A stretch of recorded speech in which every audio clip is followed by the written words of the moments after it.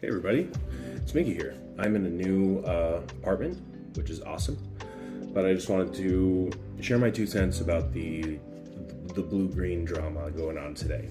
I have firsthand experience in this area, which is why I feel as though I am qualified to say something on it. I work at AT&T, and I've worked in cell phones for a number of years, since 2018, I believe, when I worked at Sprint, and then Verizon in San Francisco, and now I work at AT&T.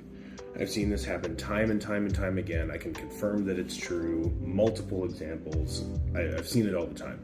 Somebody will come in, they're usually the undecided that wavers towards iPhone because somebody in their life will not text them or very, very strongly tells them, you need to get an iPhone so I can message you. In like that phrase. I've brought out good options, like I'll give people a Pixel, I'll give people a Samsung, whatever they want, that's my job.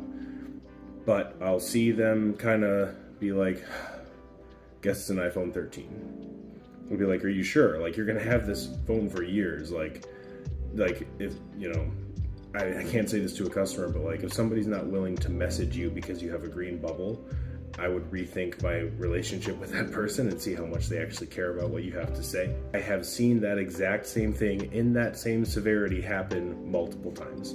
I'm not over exaggerating, nothing like that. I have seen it happen. Now, was bullying the correct word to use? Kind of. It was a little clickbaity, but I got the point across. My opinion is that Android, the Twitter account, they were very active yesterday. They were going over stuff that they announced at CES and that kind of thing. So I think it was coming off of the tail end of them being very active on Twitter the last few days. But also, they wanted to get people talking. Like, they want to stir the waters up because this is something that they want to do. I mean, just like 3G calling led way to voice over LTE, 2G text messages should result in a 4G version, you know what I mean? And that's RCS. That's the universal profile that has been established by everybody except Apple, which uses iMessage, which is fine. And that, I mean, nobody has complained. Well, lots of people have complained that iMessage is not on Android, but that's a different topic because that's a company-made service being reserved for the company-made phone, which makes sense. I mean, do I think that they would make a lot of money if they made a $10 iMessage for Android app? Instantly.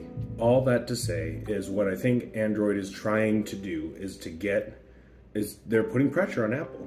And Apple puts pressure on everybody else, if you haven't noticed. I mean, think of the headphone jack. Think of the notch. Think of like all this other stuff that Apple puts pressure on almost every other company. I can't think of a company that hasn't had pressure put on it by Apple. So just one pushback, you're kind of showing your colors a little bit. Apple users, I have an iPhone. I'm also an Apple user, but I prefer the Pixel that I'm shooting on now. I think even though it's overblown, the purpose of this statement was to get attention and to put the pressure on Apple. And if somebody can't handle that and they think that iMessage is something that should be reserved for Apple users only forever and never let anyone else do it, that's exactly the same thing as telling Apple that they're bad for not doing it. It's just the opposite. It's the same thing.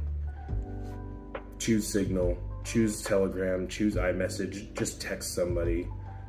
It's not about what you're using to text them. That makes no difference. It's about communicating with the other person. Let's not lose sight of this, okay?